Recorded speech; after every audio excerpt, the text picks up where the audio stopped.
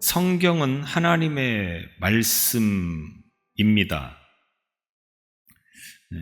그래서 우리는 이 성경을 볼 때 사람의 관점이나 사람의 시선으로 보면 이해가 안 되는 부분들이 있을 수 있고 또 논란의 여지가 많을 수 있습니다. 오늘 우리가 알고 있는 이 누가복음 15장 11절로 31절을 통해서는 소위 탕자의 비유라는 제목으로 우리가 익히 알고 있는 말씀입니다. 이 말씀도 사실은 인간적인 생각으로 보면 오해의 소지, 논란의 여지가 있을 수 있습니다.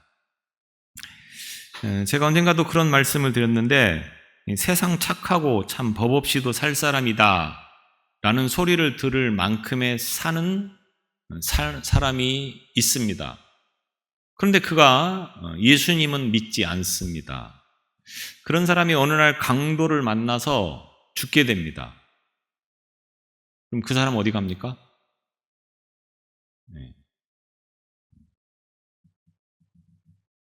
지옥 가죠.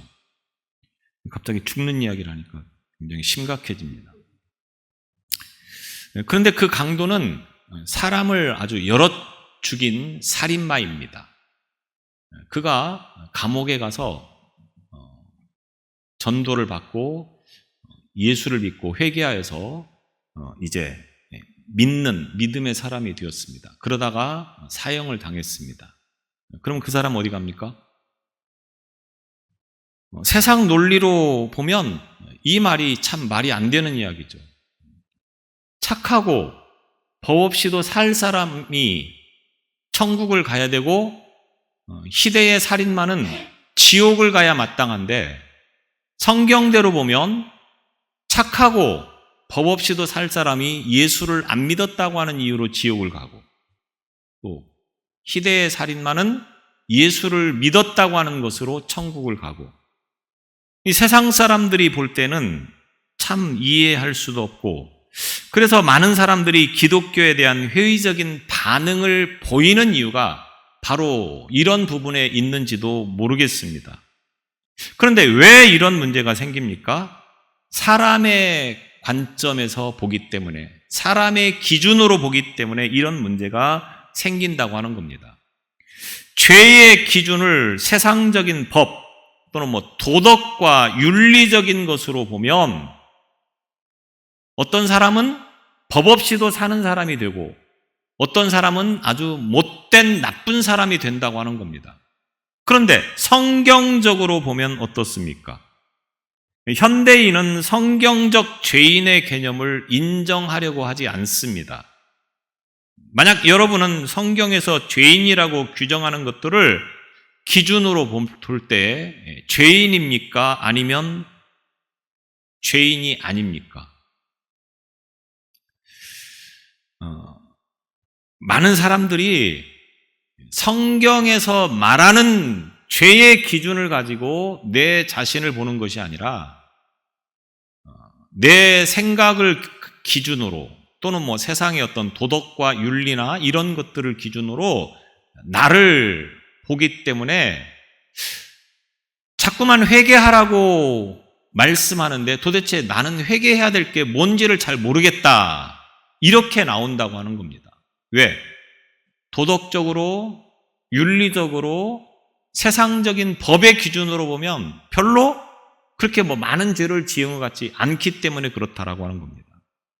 그런데 성경에서는 이 땅에 모든 사람이 다 죄인이다 라고 선포하고 있습니다.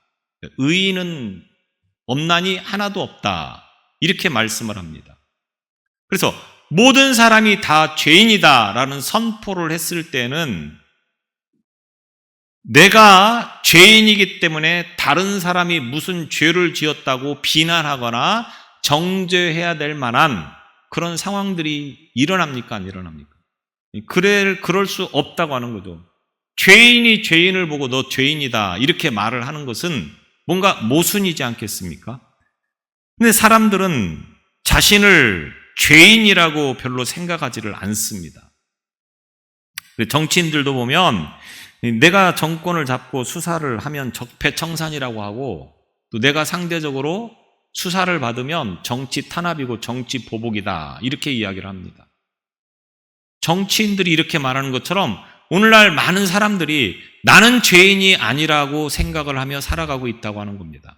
내가 그렇게 큰 죄를 지은 것이 없다, 이렇게 생각을 합니다. 아니, 죄를 지었다 하더라도 어쩔 수 없어서 내가 죄를 지을 수밖에 없었던 것은 바로 법이 잘못된 것이고 당신이 잘못한 것이기 때문에 그렇다. 내가 죄를 지은 것은 당신 때문에 그렇다. 내가 죄를 지은 것은 너 때문에 그렇다. 이렇게 말을 하는 경우들이 얼마나 많은지 모릅니다. 그래서 나는 죄인이 아니라 나는 피해자다, 이렇게 생각을 하며 살아가는 사람들이 참 많다라고 하는 겁니다. 오늘 누가복음 15장 11절로 31절은 우리가 너무 말씀을 잘 알고 있는 내용들입니다. 이 설교를 여러 번 들어보셨을 거라고 생각을 합니다. 소위 이 성경의 이야기를 우리는 탕자의 비유, 또는 돌아온 탕자, 이런 식으로 이제 제목을 붙여서 이야기를 합니다. 어떤 사람에게 두 아들이 있었습니다. 이 두 아들 가운데 작은 아들이 어느 날 아버지를 찾아와서 나에게 돌아올 수 있는 유산, 아버지가 돌아가시면 나에게 유산을 줄 터인데 그 유산을 좀 미리 달라, 이렇게 요구를 하는 겁니다.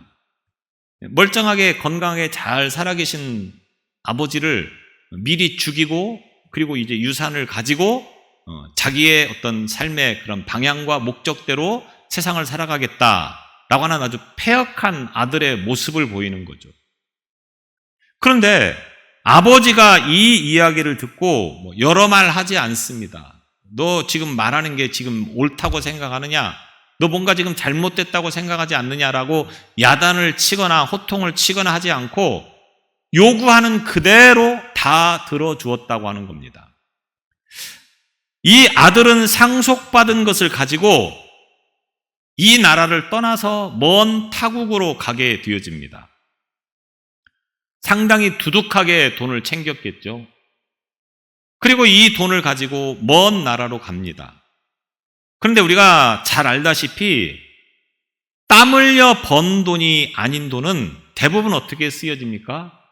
유흥이나 오락으로 탕진을 하는 경우들이 많습니다.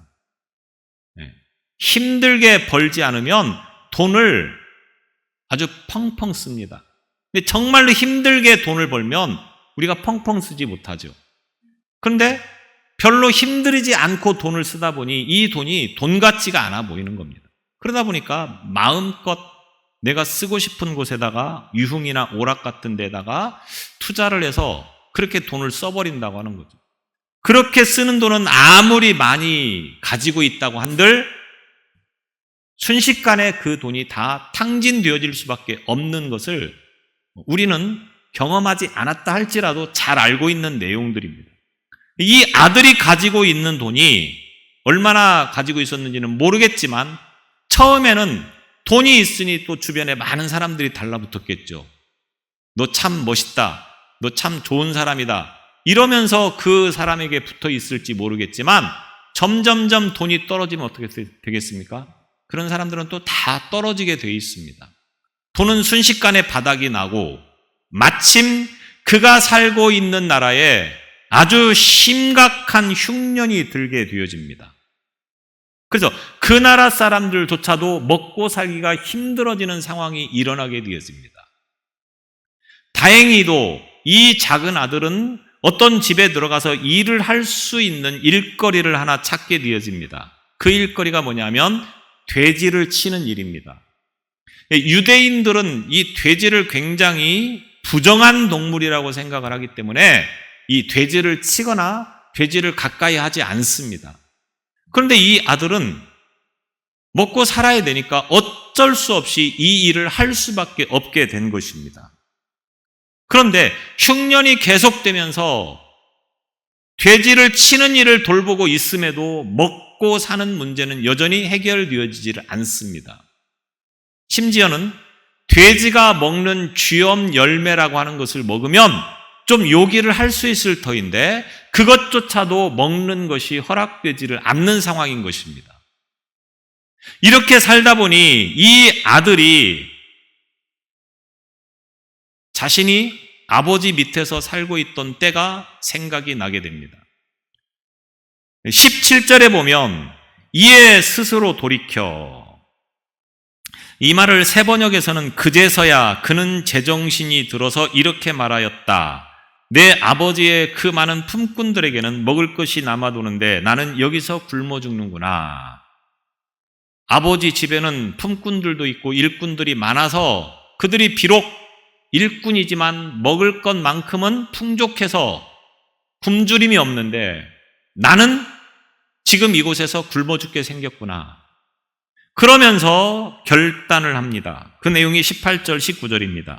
내가 일어나 아버지에게 돌아가서 이렇게 말씀드려야 하겠다. 아버지, 내가 하늘과 아버지 앞에 죄를 지었습니다. 나는 더 이상 아버지의 아들이라고 불릴 자격이 없으니 나를 품꾼의 하나로 삼아 주십시오. 라고 말을 하면서 그 아버지 집에 가서 품꾼처럼 살겠다. 이렇게 결심을 했다고 하는 것입니다. 돌아가서 아버지 앞에 진심으로 뉘우치고 제가 잘못했습니다. 대신 지금부터는 내가 아버지 아들이 아니라 아버지의 일꾼처럼 살겠습니다. 그러니 나를 받아주세요. 이렇게 말을 하고 그렇게 살겠다. 이렇게 결심을 했던 것입니다. 어떤 수모를 당하더라도 내가 아버지께 용서를 구하고 그리고 최소한 굶어 죽지는 않을 만큼의 삶을 내가 살아야 되겠다. 그의 몰골이 얼마나 거지 같았겠습니까? 돼지 치는 일을 하면서 먹을 것도 제대로 못 먹고 그런 몰골이야 말로 하지 않아도 서울역 노숙자는 저리 가라 할 정도의 몰골이었을 거라고 하는 것을 분명히 우리는 상상해 볼 수 있습니다. 그런데 놀랍게도 아버지가 그 아들을 알아보는 겁니다. 상당히 오랜 시간 동안 떨어져 있었기 때문에 더군다나 그의 몰골이 말이 아닌 그런 상황에서 그 사람을 알아보는 것이 쉽지 않았을 터인데 아버지는 멀리서도 그를 알아보았다라고 하는 겁니다. 20절에 보면 새 번역으로 그가 아직도 먼 거리에 있는데 그의 아버지가 그를 보고 측은히 여겨서 달려가 그의 목을 껴안고 입을 맞추었다. 상당히 먼 거리임에도 불구하고 아버지가 그를 알아보았다고 하는 것은 무엇을 의미하는 것입니까?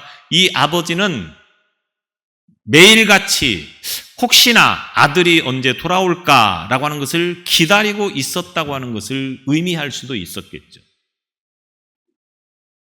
자, 자신을 따뜻하게 반겨주는 아버지 앞에 이 아들이 뭐라고 말을 합니까? 그 말이 바로 오늘 본문 21절의 말씀인 것입니다. 아버지, 내가 하늘과 아버지께 죄를 지었사오니 지금부터는 아버지의 아들이라 일컬음을 감당하지 못하겠나이다. 하늘과 아버지께 죄를 지었습니다. 이 말을 한 것을 성경에서는 회개한 사람이다 라고 평가를 내리는 것입니다. 이 아들이 진심으로 자신의 잘못을 뉘우치고 아버지 앞에 회개하는 장면을 이렇게 묘사를 하고 있는 것입니다. 회개가 뭡니까? 돌에 맞아 죽어도 아무런 할 말이 없는 자기 상태를 바로 보는 것이 회개입니다.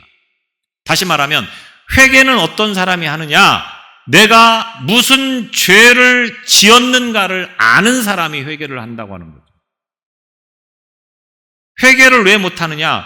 내가 도대체가 무슨 죄를 지었는지를 모르겠다라고 생각하기 때문에 회개가 안 되는 겁니다. 지금까지 살아온 나의 삶이 잘못되었다고 하는 것을 뼈답게 깨닫고 돌아오는 것이 회개라고 하는데 과연 내가 무엇을 잘못하고 있는가를 알고 있느냐? 여러분은 어떻습니까? 많은 예수 믿는 사람들 가운데도 내가 무엇을 잘못하고 있는지를 모르며 살아가고 있는 사람들이 허다합니다. 내가 하나님 앞에서 무슨 죄를 지었는가를 모르고 살기 때문에 회개가 제대로 되지 않는 거라고 하는 겁니다. 회개는 내 삶의 문제가, 내 삶의 잘못됨이 무엇인가를 볼 수 있어야 회개가 되는 것입니다. 제가 수없이 회개를 말씀했지만 지금도 제대로 회개하지 못하는 이유는 무엇입니까? 자신의 죄와 잘못을 모르기 때문에. 왜 그렇습니까? 왜 자신의 죄를 모릅니까? 죄를 내 기준으로 보기 때문에 그렇다고 하는 겁니다. 성경의 기준으로 죄를 보는 것이 아니라 죄를 내 기준대로 보는 것이 바로 내 죄를 제대로 보지 못하는 이유가 되게 만든다고 하는 겁니다. 여러분, 성경에서 죄는 어떤 것이 죄냐? 너무 많은 말씀들이기 때문에 제가 수없이 지금까지도 그런 말씀을 드렸고 여러분들이 성경을 보면서도 죄가 이런 것이구나라고 하는 것을 볼 수 있었을 겁니다. 그런데 그 이야기가 남의 이야기지 내 이야기라고 하는 생각을 별로 안 한다고 하는 겁니다. 죄는 누군가에게 피해를 주고 누군가의 어떤 손해를 끼치고 어떤 법을 어기고 이런 것만을 죄라고 생각하지만 성경에서는 그 죄의 범위를 더 넓혀서 말씀하고 있음을 우리는 볼 수 있어야 됩니다. 그래서 성경은 죄를 세상의 법과는 다르게 봅니다. 세상에서는 죄가 뭐가 죄냐? 내가 사람을 죽여야 살인자라고 합니다. 그것이 고의든 아니면 실수든 죽이면 살인자가 되는 겁니다. 세상의 법은. 그런데 성경에서는 뭐라고 말씀합니까? 마음속으로 저 사람 죽어버렸으면 좋겠다 라는 생각만 해도 그는 살인자다라고 말씀을 하고 있다고 하는 겁니다. 그래서 죄에 대해서 성경에서 수없이 많이 말씀들을 하고 있는데 그것에 비춰보건대 내가 하나님 앞에서 어떤 죄를 범하고 있었는가, 어떤 잘못을 하고 있었는가 라고 하는 것을 바로 볼 수 있는 지혜가 있어야 됩니다. 그래서 죄를 내 기준으로 보면 안 된다고 하는 겁니다. 이와 같이 회개를 하는 아들을 향하여서 아버지가 어떻게 반응을 보입니까? 제일 좋은 옷을 입히고 손에 금가락지를 끼워주고 좋은 신발을 신겨라. 최고로 아들을 다시 꾸며주는 겁니다. 뿐만 아니라 금 살찐 송아지를 잡아서 온 집안에 잔치를 베풀어 줍니다. 사람들을 초대해서 풍성하게 음식을 차려놓고 잔치를 베풀어 줍니다. 그러면서 그렇게 하는 이유가 뭐냐? 24절이 바로 그 내용입니다. 24절에 보면 이 내 아들은 죽었다가 다시 살아났으며 내가 잃었다가 다시 얻었노라. 이 아들은 죽었다가 살아난 아들 같은 아들이다. 내가 잃어버렸다가 다시 찾은 아들이다. 이 귀한 아들을 위해서 내가 잔치를 지금 베푼다. 이렇게 지금 이야기를 하고 있는 겁니다. 이때 탕자가 아버지에게 하는 말이 뭡니까? 바로 21절입니다. 내가 아버지께 하늘과 아버지께 죄를 지었으니 회개하면서 이제 이 상황에 대해서 감사를 하고 있는 그런 내용들을 보게 되어집니다. 그런데 문제는 밭에서 일을 하다가 돌아오는 큰 아들이 있었습니다. 이 큰 아들은 잔치를 즐기고 있는 그 상황에 대해서 제대로 알지 못하고 있다가 그 집의 종을 통해서 그 잔치가 벌어진 이유를 알게 되어집니다. 그때 이 아들은 대단히 분노하게 되어집니다. 불만을 토로하게 되어집니다. 그 말씀이 29절과 30절입니다. 자신이 어떤 생각을 가지고 있었느냐라고 하는 것을 이 큰아들이 이제 말을 하는 것입니다.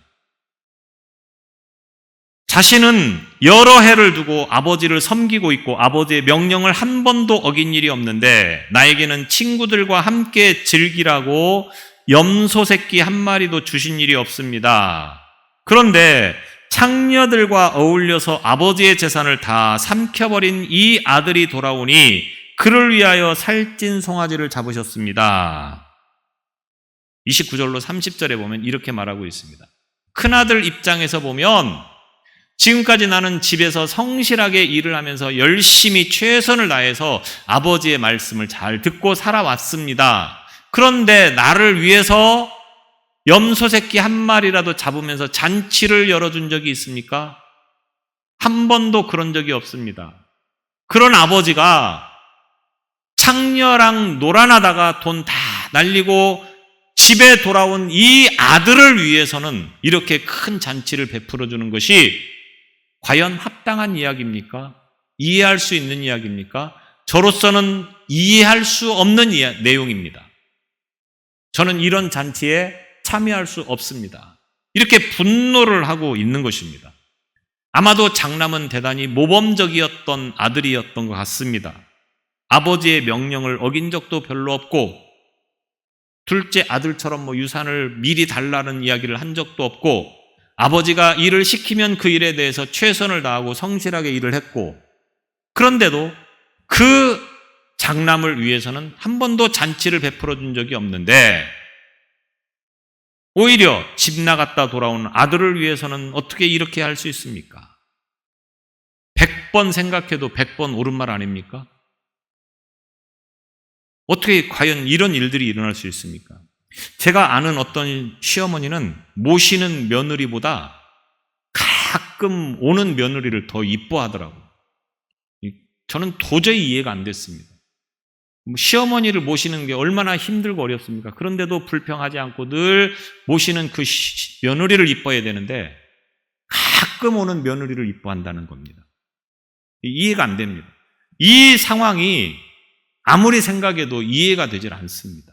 어쩌면 큰아들이 하는 말이 100번 옳은 말입니다. 그때 아버지가 뭐라고 말합니까? 그 내용이 31절, 32절 말씀입니다.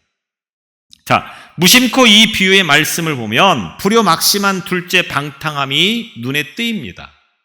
그리고 그런 아들까지도 용서하면서 잔치를 베풀어 주시는 그 아버지의 사랑이 참 대단하게 여겨집니다. 그런데 이 비유를 말씀하시는 예수님의 의도는 과연 무엇일까라고 하는 것을 깊이 생각하지 않으면 우리가 대충 이 비유의 말씀을 이렇게 해석하고 끝나버린다고 하는 겁니다. 여러분은 이 비유를 혹시 메시지가 뭐라고 알고 지금까지 계셨습니까? 자, 이 비유의 배경이 15장 1절, 2절의 말씀입니다. 예수님께서 이 비유의 말씀을 하시는 이유는 바로 15장 1절과 2절의 말씀이 되는 것입니다. 1절에 보면 모든 세리와 죄인들이 말씀을 들으러 나왔습니다. 예수님의 주변에는 늘 어떤 사람들이 모여들었습니까? 죄인들, 연약한 자들, 병든 자들, 가난한 자들, 이런 사람들이 주로 모였습니다. 그것은 예수님께서 늘 그들을 가까이 하시면서 병든 자들을 치료해 주시고 가난한 자들에게 먹여 주시고 소외된 자들을 위로해 주시고 격려해 주셨기 때문이었겠습니다. 사람들은 자신을 이해해 주는 사람을 친밀하게 여기고 편안하게 여기는 거죠. 나를 잘 이해해 줄 수 있는 사람이 세상에서 가장 편안한 사람입니다. 그래서 과부 사정은 호래비가 한다, 이런 말이 있습니다. 부자와 가난한 사람이 쉽게 동화되지 못합니다. 왜? 부자는 가난한 사람을 이해하기가 쉽지 않습니다. 가난한 사람은 부자를 이해하기가 어렵습니다. 그렇기 때문에 부자와 가난한 사람이 쉽게 섞이질 못하는 거죠. 예수님께서는 늘 가난한 사람을 이해해주고 그들을 격려해주고 그들을 위로해주고 병든 자를 치료해주고 그러다 보니까 그런 사람들이 상대적으로 이 예수님을 주로 따라다녔다라고 하는 겁니다. 여느 날도 이제 예수님의 주변에 많은 이런 사람들이 모여 있었는데 그런데 그 모습을 지켜보고 있었던 사람들이 누구냐? 바로 바리새인과 율법학자라고 하는 서기관들과 종교 지도자들이 그 모습을 보면서 굉장히 불만스러운 표정을 짓게 되어집니다. 하나님의 아들이라고 하면서 메시아라고 하면서 어떻게 죄인들하고 함께 앉아서 식사를 할 수 있습니까? 그게 불만인 거죠. 하나님의 아들이고 메시아이면 좀 더 지성적이고 좀 더 배운 사람들, 좀 더 가진 사람들, 그런 사람들하고 함께 해야지 어떻게 죄인들하고 식사를 할 수 있느냐, 이런 문제를 제기하고 있는 것입니다. 유대인의 입장에서 보면 상종하기 힘든 그런 부류의 사람들을 취급하고 있는 이 예수님에 대해서 못마땅하게 여겨질 수밖에 없는 상황입니다. 그런 사람들을 대상으로 지금 이 비유의 말씀을 하고 있는 겁니다. 그래서 예수님께서 15장에서 세 가지 비유를 말씀합니다. 3절로 7절을 통해서 잃은 양 한 마리 비유, 두 번째 8절과 10절을 통해서 잃어버린 드라크마를 찾는 비유, 그 다음에 세 번째가 11절부터 32절까지를 통해서 바로 탕자의 비유. 이 비유를 통해서 예수님께서 말씀하시고자 하는 의도가 무엇이었겠습니까? 핵심은 그가 어떤 죄인이더라도 탕자의 결단과 같이 진심으로 회개하면 하나님께서는 그를 용서해 주시고 아들로 삼아 주신다고 하는 것입니다. 우리가 어떤 죄를 지었어도 하나님 앞에 회개하면 하나님은 다 용서해 주시고 우리를 받아주시는 분이라고 말씀하고 있습니다. 그러므로 우리는 이 탕자의 삶을 살아가야 된다고 하는 것입니다. 초점은 회개죠, 회개. 회개해야 된다. 그런데 많은 사람들이 꼭 이런 말을 들으면 어떤 생각을 하느냐? 얼씨구 잘 됐다. 나도 흥청망청 살다가 적당히 죽을 때가 되면 회개하고 예수 믿고 천국 가야 되겠다. 이런 생각을 한다고 하는 겁니다. 지금 이 순간도 아마 그런 생각을 했던 분이 두 사람이 있는 것 같습니다. 오늘 이 말씀에서 우리는 그런 생각을 하라고 이 말씀이 주어지는 것이 아닙니다. 물론 그렇게 할 수 있으면 나쁘지 않은 생각인 것 같습니다. 적극 권장할 만한 이야기죠. 세상 나가서 재밌게 흥청망청 마음껏 살아라. 대신 죽을 때 되면 돌아와서 회개하고 예수 믿어라. 저도 이렇게 말하고 싶습니다. 그런데 과연 그게 내 마음같이 되느냐? 라고 하는 문제가 우리에게는 항상 있다고 하는 거죠. 세상을 실컷 즐기며 살다가 죽을 때 돼서 회개한다, 예수 믿는다, 이 이야기는 그렇게 쉽게 우리가 이해할 수 있는 내용이 아니라고 하는 겁니다. 그럴 수 있으면 얼마든지 그렇게 하십시오. 그렇게 못하기 때문에 제가 늘 말씀드리죠. 여러분, 기도하고 싶다고 기도 한 번도 안 하다가 내가 진짜 기도해야지 마음 먹고 기도한다고 해서 기도가 됩니까? 절대 기도 안 됩니다. 내가 이제 지금까지는 성경 한 번도 못 봤는데 이제 마음 먹고 내가 성경 금년에 10독 한다. 성경책만 붙들고 산다. 이렇게 하면서 성경책 붙든다고 성경책이 머릿속에 들어옵니까? 안 됩니다. 신앙은 훈련입니다. 안 하다가 한다고 해서 이게 되는 게 아니라고 하는 겁니다. 내가 결단했다고 해서 되는 게 아니라고 하는 겁니다. 내가 하고 싶다고 해서 되는 대로 되는 게 신앙생활이 아니라고 하는 겁니다. 탕자가 유산을 상속받고 방탕하게 사는 것은 누구나 할 수 있습니다. 다만 회개하고 돌아온다. 이거는 누구나 할 수 있는 문제가 아니라고 하는 겁니다. 대부분은 이런 상황이 되어지면 자살하거나 그냥 노숙자의 삶을 살지 내가 아버지께 돌아가서 아버지의 집에서 종처럼 살겠습니다 라고 생각하는 것이 아무에게나 주어지는 생각이 아닙니다. 단지 비유이기 때문에 이렇게 말씀을 하고 있는 것일 뿐입니다. 많은 사람이 탕자의 삶을 꿈꾸고 기대하지만 이게 얼마나 위험천만한 도박입니까? 도박이라고 하는 표현을 쓴 것은 그만큼 확률이 희박하기 때문에 그렇습니다. 도박은 말 그대로 도박입니다. 여러분, 도박해서 부자 됐다라고 하는 사람을 혹시 보신 적이 있습니까? 도박에서 돈을 딸지는 모르겠습니다. 그런데 그렇게 해서 부자 되는 사람은 없습니다. 내가 이 탕자처럼 그렇게 살아야 되겠다. 절대로 그런 어리석은 생각을 하지 않기를 바랍니다. 지금부터 죽으라고 주님 앞에 매달리면서 신앙생활해도 죽을 때까지 내가 믿을 수 있을지 믿을 수 없을지는 아무도 장담 못합니다. 근데 세상에 나가 놀다가 들어왔다? 이게 가능할 것 같습니까? 쉽지 않습니다. 자, 이 비유를 통해서 우리가 주목해야 될 것은 탕자의 회개인 것이 분명히 맞습니다. 누구라도 회개하면 다 용서해 주십니다. 누구라도 회개하고 돌이키면 하나님의 자녀가 될 수 있습니다. 그런데 이것만을 말씀하기 위해서 만약에 이 비유를 말씀했다고 하면 24절에서 끝을 맺었어야죠.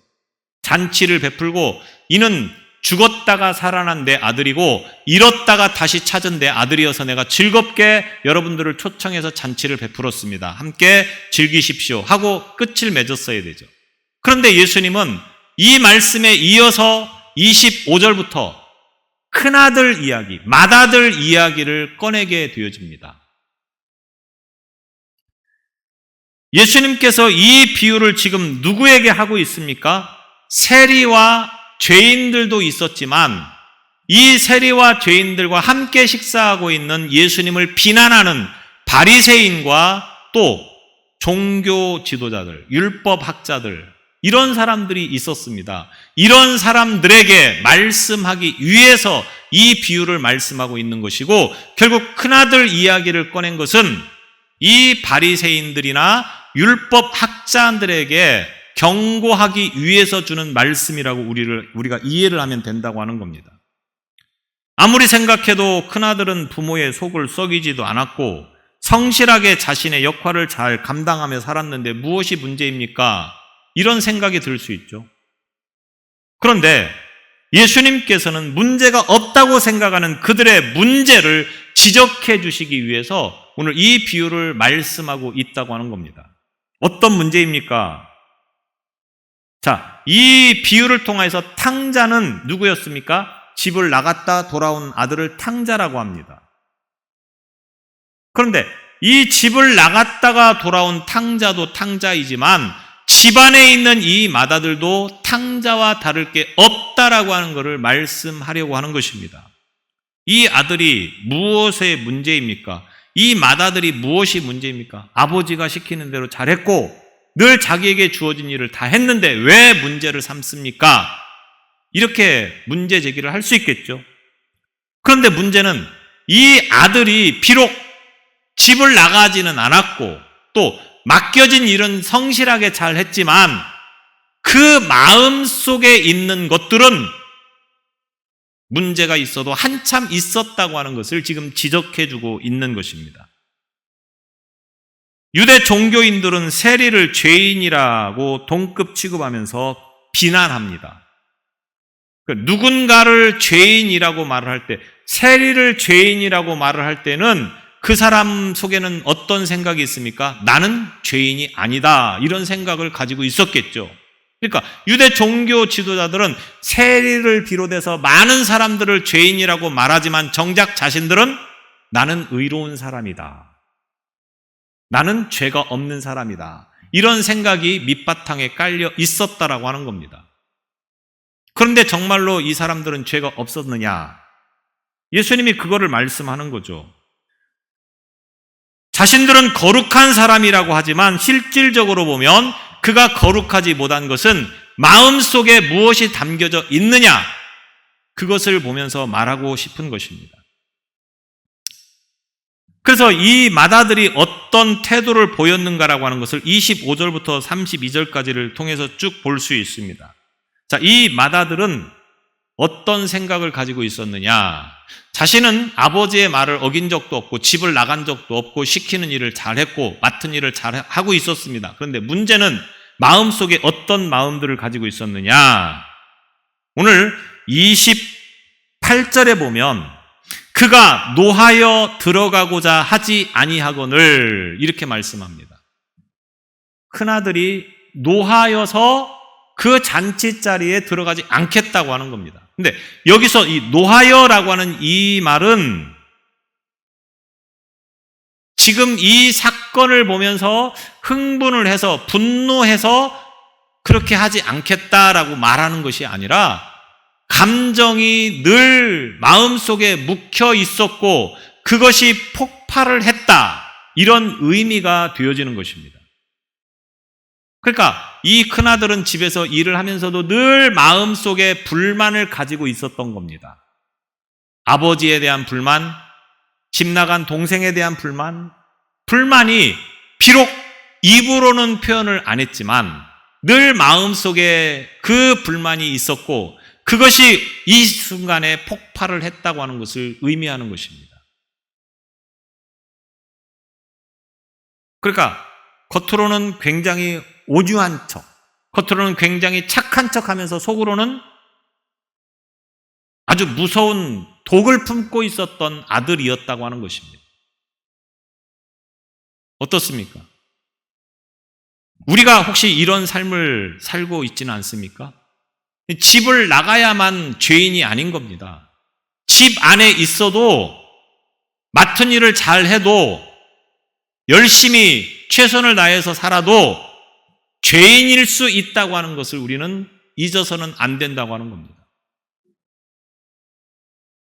겉으로는 온유한 척하지만 속으로는 무서운 생각을 품고 있는 그것이 하나님 앞에서 더 큰 죄가 될 수 있다고 하는 것을 말씀하는 것입니다. 오랜 세월 동안 축적된 분노, 이것이 큰 아들에게 있었다고 하는 겁니다.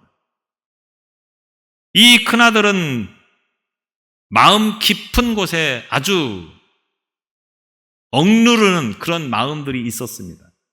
동생이 유산을 상속받아 나갈 때도 이해할 수가 없었습니다. 그리고 그것을 그대로 들어주는 아버지도 이해할 수가 없었습니다. 다만 입으로만 표현을 안 했을 뿐입니다. 속으로는 어떻게 저럴 수 있나? 어떻게 저런 나쁜 생각을 할 수 있나? 어떻게 저런 나쁜 마음을 먹을 수 있나? 이런 생각을 하고 있었다라고 하는 겁니다.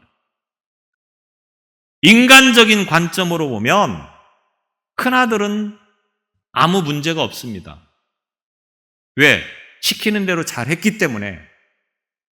그런데 오늘 예수님께서는 이런 생각을 가지고 있는 이 큰아들에게도 문제가 있다고 하는 겁니다. 오히려 회개하고 돌아온 이 작은 아들이 더 하나님 앞에 올바른 믿음의 사람이라고 하는 것을 말씀하고 있다고 하는 겁니다. 오늘 교회 안에 큰아들 같은 사람들이 얼마나 많은지 모릅니다. 나는 교회를 다니고 있다. 나는 성경을 읽고 있다. 나는 기도를 하고 있다. 그런 생각에 사로잡혀서 내가 정말로 하나님 앞에서 얼마나 큰 죄를 짓고 있는가라고 하는 것을 생각하지 못하며 살아가는 사람들이 많다고 하는 겁니다. 오늘 우리의 삶을 통하여서 내가 하나님 앞에 어떤 죄를 짓고 있는가를 볼 수 있기를 바랍니다. 행동하지 않았다고 하여서 죄가 아닌 것이 아닙니다. 마음속으로 품고 있는 그 자체도 죄가 된다고 하는 것을 우리는 분명히 알아야 되는 것입니다. 이런 것들을 회개하는 신앙이야말로 바로 탕자와 같은 신앙, 하나님께서 기꺼이 아들로 받아주시고 잔치를 열어주는 그런 신앙이 된다고 하는 것을 기억하시기를 바랍니다. 큰아들처럼 행동하지 않았다? 그래서 나는 죄가 없다? 이런 착각에 빠지지 않기를 바랍니다. 깊이, 곰곰이 내가 지금 하나님의 말씀에 비추어서 어떤 잘못을 행하고 있는가를 볼 수 있는 오늘 저와 여러분의 신앙이 되시기를 바랍니다. 기도하겠습니다. 우리는 교회를 다닌다고 하는 이유 하나만으로 아무런 죄가 없다라는 착각 속에 살아가고 있지는 않은가를 돌아보게 하여 주옵소서. 집을 나가서 나쁜 짓을 하고 있는 사람만을 탕자라고 여기며 나는 그들과 다르다고 하는 잘못된 생각에 사로잡혀 있지는 않은가를 돌아보게 하여 주옵소서. 내 마음속에 더럽고 추악한 것이 있으면 이 또한 하나님 앞에서 용서받지 못할 죄인이라고 하는 것을 깨닫는 지혜를 허락하여 주셔서 하나님 앞에 회개하며 나아가는 믿음 되게 하여 주옵소서. 우리의 신앙이 회개하는 신앙이 되게 하여 주옵소서. 예수님 이름으로 기도드리옵나이다. 아멘.